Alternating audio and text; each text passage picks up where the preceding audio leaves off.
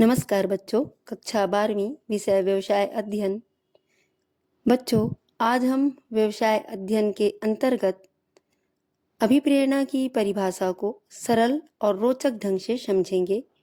बच्चों, हमने पहले जाना कि अभिप्रेरण का संबंध व्यक्ति के भीतर काम करने की इच्छा, उत्साह और प्रेरणा से होता है।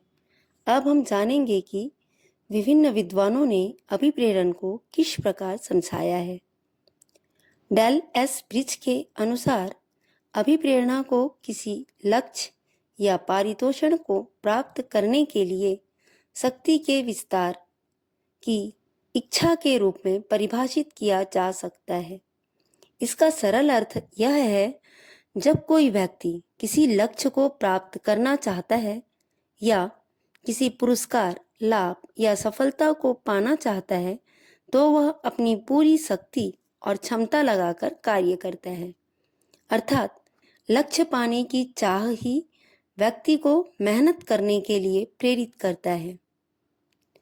दूसरा है कुंज तथा ओ'डोनेल के अनुसार अभिप्रेरित करना लोगों की इच्छित ढंग से कार्य करने के लिए प्रेरित करना है।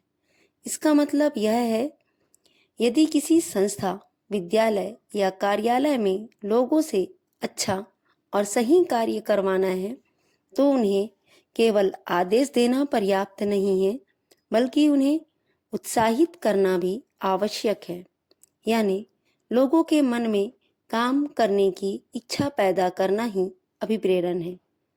डब्ल्यू.जी. स्कॉट के अनुसार अभिप्रेरण उस प्रक्रिया का नाम है जो इच्छित उद्देश्य को पूरा करने हेतु लोगों को कार्य करने के लिए प्रोत्साहित करती है।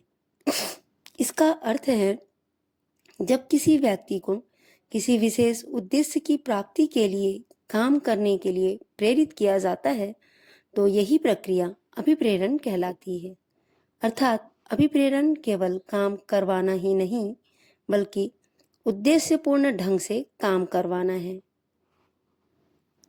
बच्चों, यदि हम इन सभी परिभाषाओं को एक साथ समझें, तो यह स्पष्ट होता है कि अभिप्रेरण वह मनोवैज्ञानिक उत्तेजना है जो व्यक्तियों को कार्य करने के लिए प्रोत्साहित करती है, कार्य करते रहने के लिए उत्साहित करती है और कार्य में संतुष्टि भी प्रदान करती है। अर्थात जब व्यक्ति केवल मजबूरी में नहीं, बल्कि रुचि, इच्छा और उत्साह के साथ कार्य करता है, तो समझिए कि वह अभिप्रेरित है।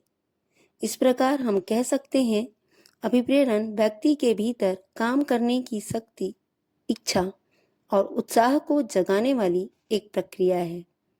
यही कारण है कि किसी भी संस्था, विद्यालय या व्यवसाय में सफलता के लिए अभिप्रेरण का बहुत बड़ा